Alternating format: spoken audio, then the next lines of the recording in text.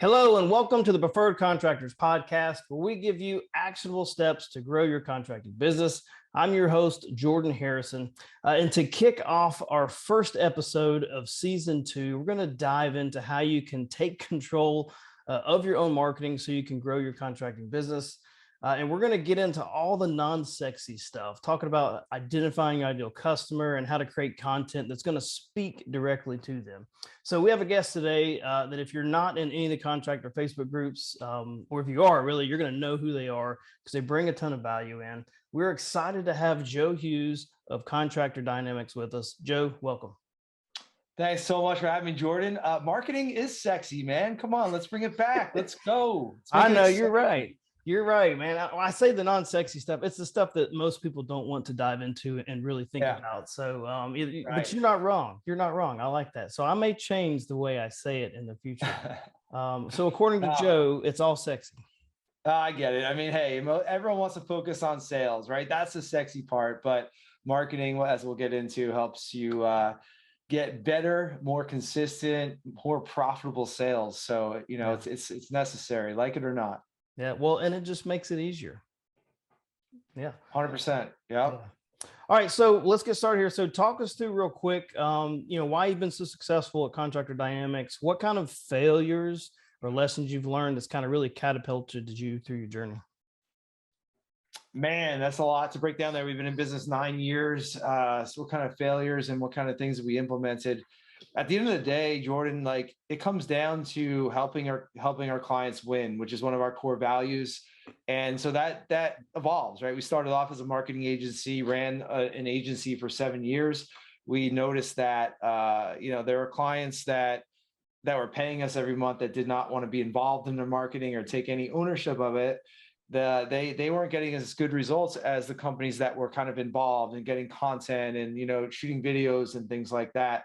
So we evolved into a training company so that we can give our clients the tools that they need to build their brand and tell their own story and be successful with their marketing. So that's one of the things that we talk about continually every week in our meetings and in our interactions internally as a team. Like, how do we communicate better with our clients? How do we make it easier for them? How do we make it more time efficient for them to do better marketing? How do we help them win at a higher level? So that everything comes down to that one thing for us, right? If what the old saying is, if you can help people get what they want, you're going to get what you want. And that's been absolutely true in our business, putting the clients first, helping them win. And that helps everyone win. Yeah, no, and I agree 100%. I think people know their own business better than anybody else. And to be honest with you, well, and you'll know this too, like you're going to know how to market your business better than anybody else. It's just a matter of getting out there. So I think the fact that you guys have set it up that way is probably, to me, that seems like that's a big part of the success factor. So, so speaking of gaining control of your marketing, because that's really what I want to jump into with you, because that's your main focus. So somebody who's getting started with their own marketing, and they're trying to figure out who they're serving. That's always kind of the struggle, right? Is figure out who their ideal customer is. So talk us through, why do you think contractors are really struggling with getting clear on who they're actually serving? Yeah, so interesting. So that's one of the first things we do with all of our clients when they come on board is we go through a marketing strategy worksheet. And that's like the first question is, what's your vision? What's your goal? Who are your ideal clients? What are your ideal projects? And so many companies have never really gone through that exercise or have been asked questions like that before. Or maybe it's something you read in a book or you hear at like a conference, but you never really implement that, never really get clear on that. And that's everything, right? Getting clarity on what we want to build, what type of company we want to build, the macro, like how many locations, what our revenue is going to be, how many team members we want to have. Like we need to get clear on that vision and then kind of reverse engineer it from there.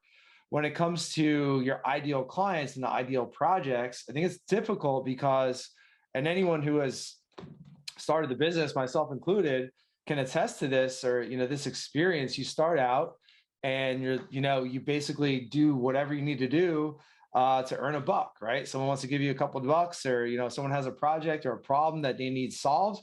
You go in there and you provide a solution, you figure out what to charge them. Usually it's not enough and you kind of learn that as you go. but that kind of becomes your default mode of operation, which is like, I'm a yes man. I solve problems. I help people. I serve my clients, like that sort of thing. But as soon as possible, as quickly as possible in that business journey, we need to kind of zoom out for a second and say, hey, wait a minute, like, what are the most profitable jobs that we're doing? What are the projects that we really can excel, like where we have the good crews, we have good project management, good quality assurance, got good materials, good products? Like, where are the projects? What are the projects where we can provide the most value and really do an amazing job, right? Because we don't want to provide good work, we want to provide great work. And usually you can't provide great work in a variety of different trades. So we need to really focus and hone in on like what can we be like the best in our market at, and let's just do that. And I think it just comes down to being intentional with what you want, and saying no to those things that aren't a good fit. And now that's where marketing comes into play, because as we know, if we don't have a pipeline or we don't have enough deal flow, it's really hard to say no to this opportunity, this money, this potential revenue over here, if we don't have like a pipeline, to go tend to, right? So we have like that scarcity mindset. So we need to build up our brand and build up our pipeline, so we have that abundance mindset, and we can take action based on that and say no to those things that aren't a good fit, so that we can focus on what we're really, really good at. So that's an exercise that most people don't go through. Maybe most people just don't have that mindset of like, I can say no, and it's a really empowering thing when you can say no. And I can unpack that in a bunch of different ways. But is that kind of what you're looking for? Yeah, well, and then tell me this, like, is that something that should evolve as you start a business, right? Like you're getting going, should you from the get go? What do you think from the get go? Should you be like, you know what, I'm going to do exactly this, and I'm going to serve these types of people, or do you think that should evolve as you go? Oh yeah, of course, everything should evolve. I mean, the world moves fast, things change, people change. Yeah, maybe your goals evolve and things like that. So, I would encourage, yeah, at least annually, maybe even quarterly, as you're getting together. If you have like a quarterly meeting or something like that, I'm a big fan of like just continually challenging assumptions. Like, just because we've done something in the past doesn't mean we need to continue doing it, right? Let's shed those things like a snake shedding its skin, and maybe we're evolving into something different. We're no longer doing those things that we're not great at or that don't serve us. So that's something that, yeah, I would, if you can do it quarterly, that's great. And I'm not saying change your model and as the wind changes, but like, just challenge assumptions. Like, is this what we want to do? Does this fit our vision? Are we on the right track here? Um, and use that as a filter also for new opportunities that might come up. Do those new opportunities fit the vision you have? Don't just jump on trends like solar, for example, because it's the hot thing that everyone's doing. Like, evaluate that in the context of your overall business plan and your vision. Yeah.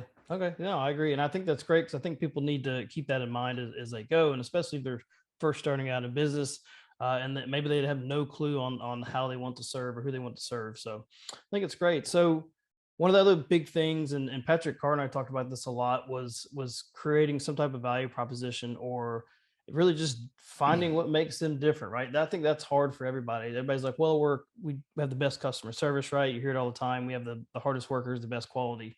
So when you're creating a value proposition, where do you think contractors are making the big mistake in that whole process?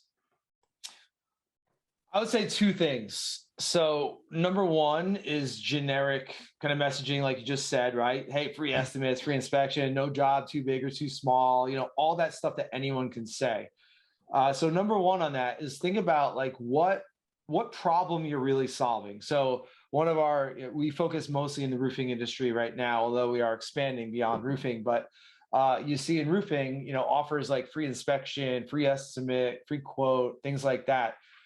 Think about this, Jordan, and then anyone watching or listening. Like, do you wake up? Today's Friday, we're recording this. Like, does anyone in your market wake up today on Friday and like, man, I hope I can get a free inspection today? That would freaking be awesome. Like, that would make my week. No, like, that's not what people want. Yeah, that is a means to get what they want, but they might want to finally take care of that damaged roof, or finally take care of that old roof that's been leaking, and I finally want to get it done so I can be proud of my home, so that I could have a roof over my head, or my wife stops bugging me about it, or whatever. Like, that's what people really want.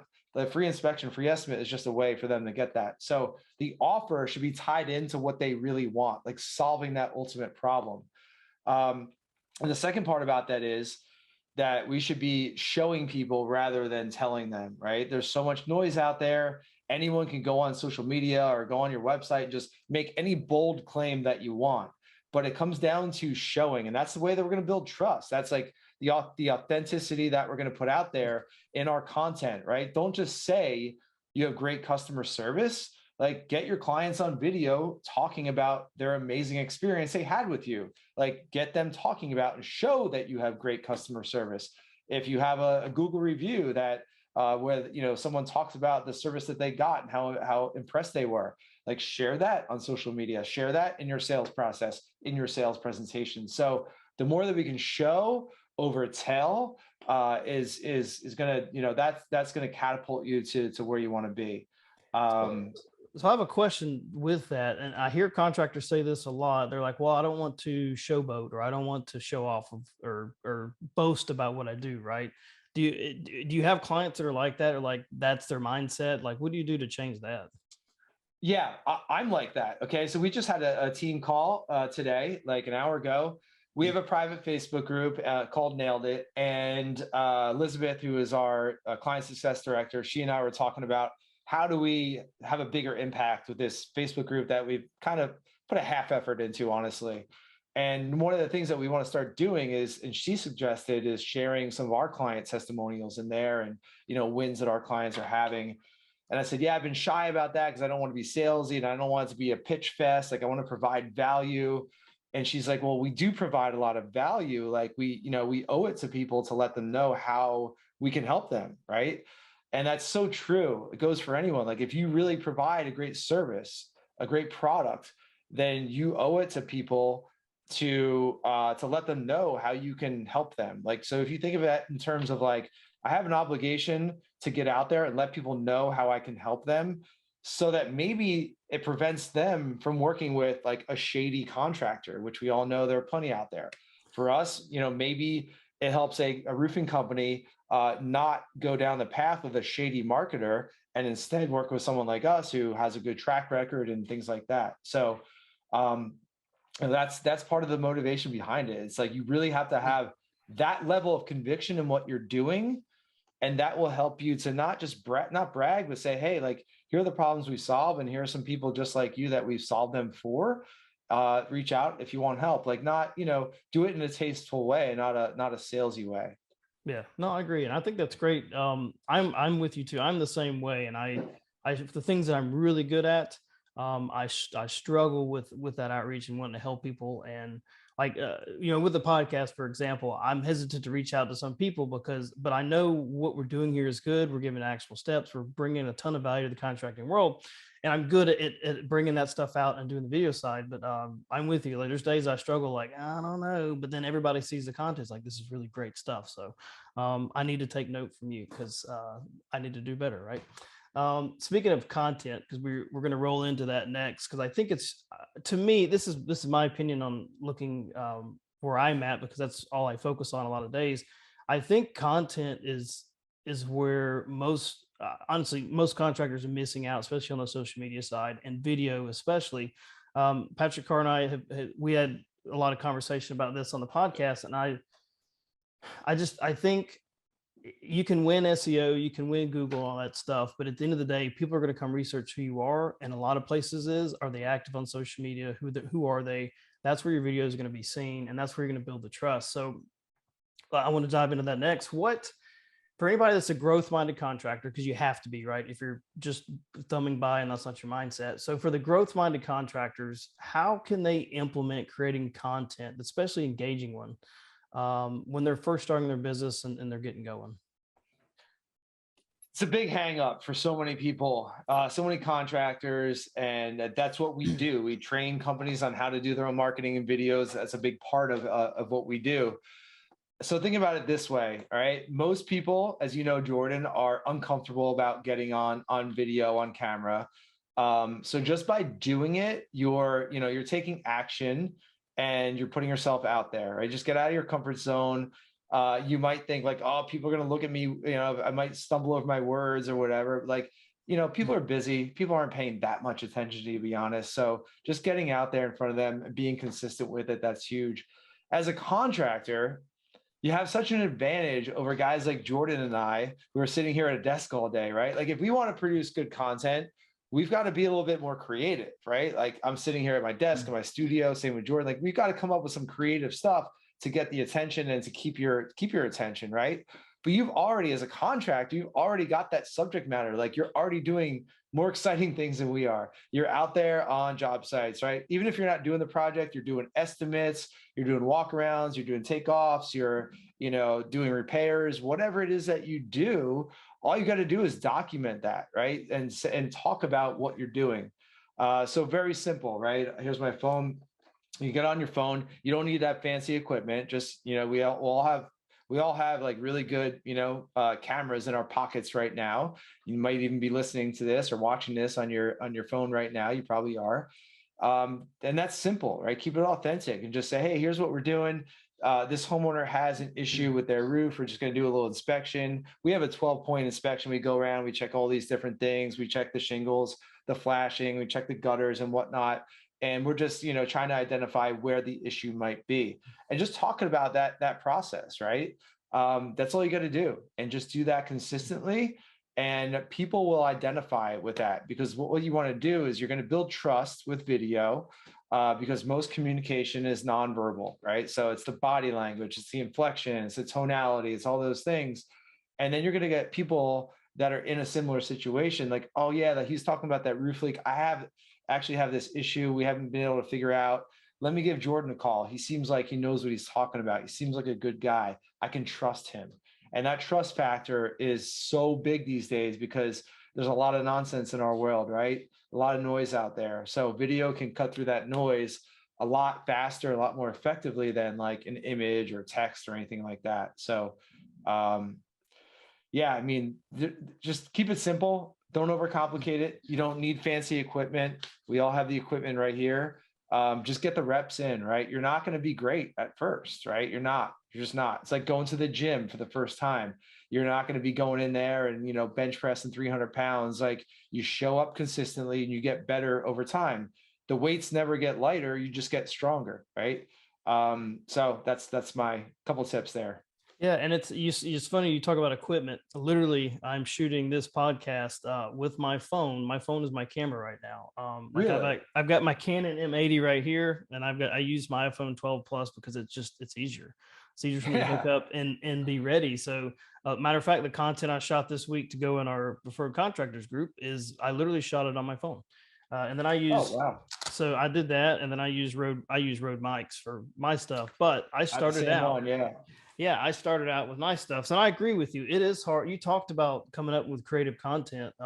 The funny things I do around my house now, one video the other day I shot, I needed an AC unit in it. So I was outside of my AC unit or pointing to my neighbor's roof that was completely damaged on the side that they had some shady contractor come repair lately.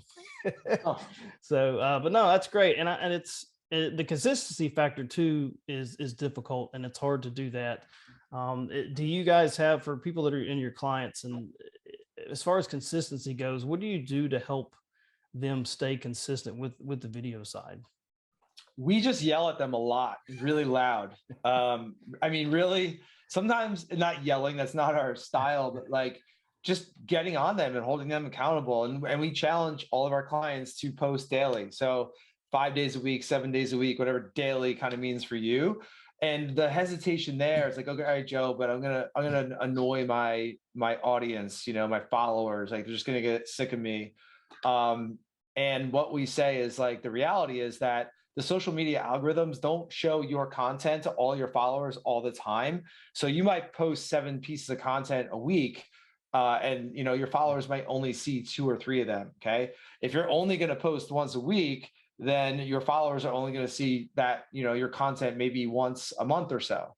So think about that. That's just kind of how the algorithm works. You're not going to annoy people with your content unless, of course, your content itself is annoying. But the frequency is not going to annoy people. So hold yourself accountable. Seriously, like it's a lot of business success or anything comes down to accountability. Again, going to the gym. How are you holding yourself accountable? What do you really want? Tie it into your goal, right? Do you want to become known as the best roofing company in Birmingham, Alabama? Like if that's your goal, then this is what it's going to take. Um, Another way to kind of help with that is to have kind of a framework for your content. So we train our clients or just, give them the advice on having themes for days of the week, right? So a lot of our clients will have like meet your contractor Monday. So it might be something about a team member or just the company in general. Tuesday might be transformation Tuesday, which could be a before and after. It could be a video, picture, whatever. Wednesday might be, hey, here's an educational tip. Thursday might be sharing a review. Friday might be highlighting another local business in your area. So right there, you have 5 days of content pre-planned. Now all you have to do is plug it in, and it takes some of the thinking out of it. I think what happens, Jordan, is like, you're like, oh, I got to post all this content. I got to think of all these different creative ideas. Well, if you have themes for every day of the week, like that takes some of the creative thinking out of it. All you got to do is say, all right, well, I know for every Thursday, I'm going to post a review. So I can plan that out a month in advance if I want, or, a quarter in advance if you want. So that helps a lot. That's a big help. I'm curious, do y'all ever talk about batching content where like they get their team together once a month and they plan out the next month's content, and that's just part of their strategy, right? And marketing is that's and do y'all ever do that at all? Absolutely. Yeah. I mean, especially if you have an in-house marketing manager or an admin person in your company that is wearing the marketing hat for 10 hours a week, that should be part of that person's role is planning out the content, ideally staying a week ahead of time. I know from experience when you're not staying ahead of it, then it becomes kind of a rush. You get busy and then you slip for a week and then all of a sudden you get out of the habit. Again, just like going to the gym, like you miss a few days in a row and then you just stop going, right? It's easy to do content. It's a lot easier to do content and post content when you're not busy, but when you get busy, it falls to the bottom of the pile. I mean, we've seen it for years. So like, again, hold yourself accountable, plan it out. And one way to do it from a tactical perspective, if you have weekly meetings or weekly sales meetings with your sales team, get your marketing person in there and say, go around and say, hey, what projects do we have coming up this week? Or what estimates do we have coming up this week that would be cool to get on video or get pictures? Or, hey, does anyone have a really cool client that they're working with this week that we can possibly get a video testimonial from? So we're planning that stuff in advance. So you have your sales team, your production team, your technicians, whatever it is, going out to those jobs or those estimates with that already pre-planned, like, oh yeah, this is a really cool, tile roof job. I want to make sure we get some good video of this because it's kind of unique. So yeah, planning is huge. Awesome. So let's get into generating leads, because that's what most people, when they're starting out, they're like, hey, how do I generate leads? Every day in the Facebook groups, I see it. How do I generate leads? What are you guys doing? Oh, Buying them? And so before we start I do want to get into Facebook ads because that's always another big one. What are some crazy, like unconventional ways you've seen contractors generate leads? crazy unconditional ways, Or any unconventional. sort of ways. Yeah, like anything that's not the normal, like running ads or like posting in Facebook groups. Oh man, let's see. Um, I don't know, and I might think of something later, but you don't have to be crazy and unconditional because we're talking about roofing and contracting, which is a few years behind the times when it comes to marketing. So it's a matter of doing the basic stuff consistently. That's what we preach. That's what's missing even today. In 2022, we're recording this. Um, Unconditional ways. So I'll give you an example. Like Yeah. Jay was telling me he goes to, or when some contractors in the area goes to a local restaurant, they'll post a photo with their logo or the wrap truck in the background, like on their reviewing that restaurant, telling them great things. Like I know that's one crazy one. Oh, Um, I like that. I like that. so that's one you can pass on. That's one I've seen Yeah. that's pretty neat. I've always tried to come up with different ways, little sneaky things like that that are tactics that not only are you showing you Right. support the community, right? You're showing, people are actually seeing your stuff. So that's cool. Yeah, and we have clients that do that where like they'll highlight a local business once a week. And the benefit of that is that you're tapping into someone else's audience, right? Like you're tagging each other on social media. And a common question we get is like, how do I grow my following? And you can do it organically. You can run ads and stuff like that as well. But like cross-pollinating other people's audiences, actually what we're doing right here with the podcast, is an excellent way to do that.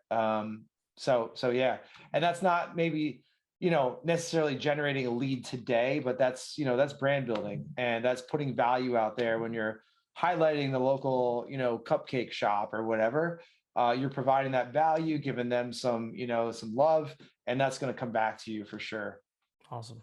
So let's get into the Facebook ads question. This is usually the big question for everybody. So how should today, because I think a year ago Facebook ads are completely different. So I think now how they're used is, and it'll change in 6 months from now, I think. So how should Facebook ads be used to generate consistent leads? Man, yeah, you're right. Like this year, 2022 has been it's been challenging for sure. There's just, there's a combination of things. There's so much noise out there. There's maybe, censorship, like, ads are getting rejected for random reasons, like just a lot of moving parts, and it's always changing. So the big misconception is that I can put in $1,000 and get 30 leads for $33 a lead, right? It's a leads ATM. Back in 2015, 2016, we first started running Facebook ads for our clients. It was kind of like that. Like even in big markets like DFW and Dallas and Denver and all that, like it was pretty easy. Even generating leads for ourselves as a marketing company, like it was pretty easy. Now it's so much harder.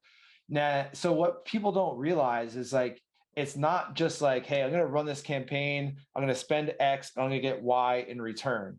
That might work in a very specific situation. But what we see with our clients, and we work with clients from startups to $100 million companies and everywhere in between, it really comes down to doing like the basic brand building content, like we kind of talked about a little bit already, to get people to know who you are. And if you want to accelerate that process, you can run brand awareness ads on Facebook. A brand awareness ad on Facebook would be maybe a video or something like that, a client testimonial video that you're putting some dollars behind that to not only get that video in front of your followers, but you're reaching tens of thousands of people in your local market, or hundreds of thousands if you want, for just a few bucks a day, $10 a day. So getting people to know who you are, and then running those lead generation ads or those ads that are going to your website with an offer, more than free inspection, like, a complimentary roof evaluation or, assessment or something like that. But if you run those types of lead generation ads and offers to an audience of people that have no idea who you are, it's not going to work very well. You've got to have that foundation, that brand awareness. And yes, it takes a little bit of time and effort and a little bit more money, but I mean, that's what works these days. And I think too many people have this delusion, and marketers, shady marketers who are aplenty, they don't help at all because they're out there like, hey, 30 leads a month guaranteed, that sort of thing. And yeah, it's really not that hard to generate leads on Facebook. What's hard is to generate leads from people that know who you are, that are serious, that are going to set into appointments, they're going to be good clients, they're going to have profitable jobs. Like that's difficult, right? It's really hard. Like think about it this way for anyone watching, listening. When's the last time you're scrolling through your social media feed, you see an ad, and you enter your contact info, and within a week, you're dropping 15 grand with that company because you saw a clever ad? Like we don't shop like that. So and your clients, your market doesn't shop like that either. So like, don't expect people to behave differently than you behave, right? Think about the things that you have bought from social media, or think about the things that you bought in general. Like you've seen that brand, you've heard good things, you've seen reviews, like maybe you've seen some videos, like you've done your research, you evaluated different options. Like that's how people make buying decisions, and we need to gear our marketing accordingly. Yeah, and there's one HVAC company that I always see their ad. I don't see all of them, but there's one I always see their ad. But now I've just bought a new unit, so I don't need one. But when I think about it, I'm like, they've always stayed top of mind. I may not buy from them now, but I may buy from them a year, 5 years from now. Or if I need a repair, guess what? They keep popping in my head. And the other neat part about that company too is I talk about their brand all the time. I see their trucks wrapped all the time around the city. And so those two things, those pieces in place are going to generate that lead down the road for me because I always remember the name.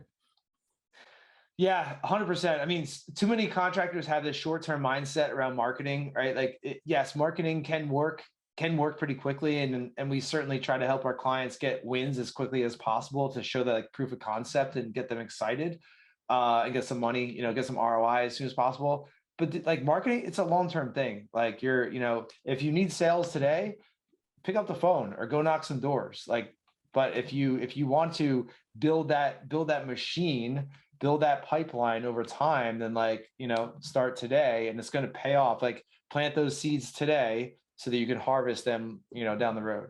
I agree. I want to wrap up with two questions, if you don't mind, because I want to respect everybody's time. I try to keep it around the 30-minute mark here. So when those leads do come in, let's talk about follow up for just a quick second. So, what are the biggest mistakes contractors are making in the follow up process that they're losing all the leads? Not following up, speed to lead is huge. So speed to lead, right? If you have a referral from a family friend, past client, whatever, we can kind of take our time, getting back to that person that was referred to us, right? Because they're already kind of pre-sold and they have they want to work with us at some level. As much brand building and brand awareness as we're doing online, when we're generating a lead through like a Facebook ad, it's still not as warm as a referral, right? Referrals are going to be the best leads that we're going to get.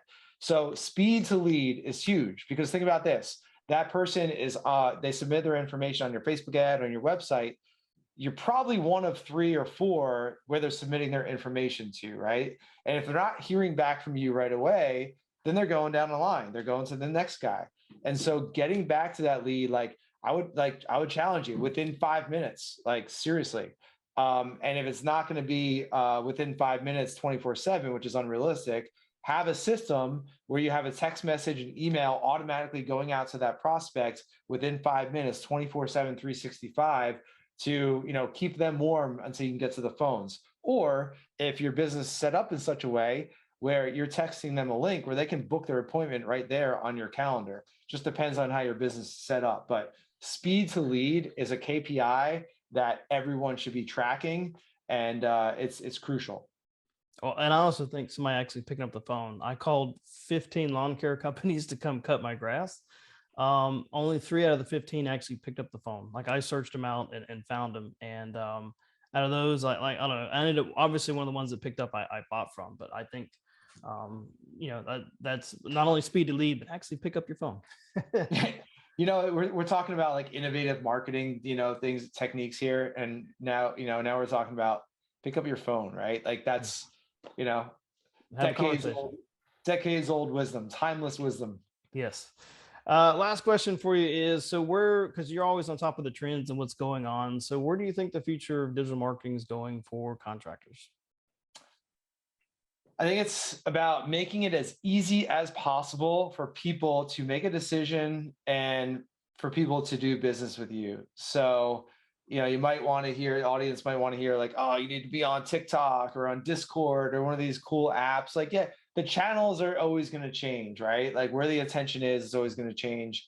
But it's all about who's going to make it as easy as possible for me to do business with you. You just talked about it, right? Answer your phone, follow up. One of the things that we obsess over with our clients is all the different touch points, which touch point is any piece of communication that goes out, like it could be text message, email, phone call, pre-appointment, post-appointment, pre-project, post-project, just staying in front of people. Like think about the companies that we love to buy from. Amazon is the perfect example.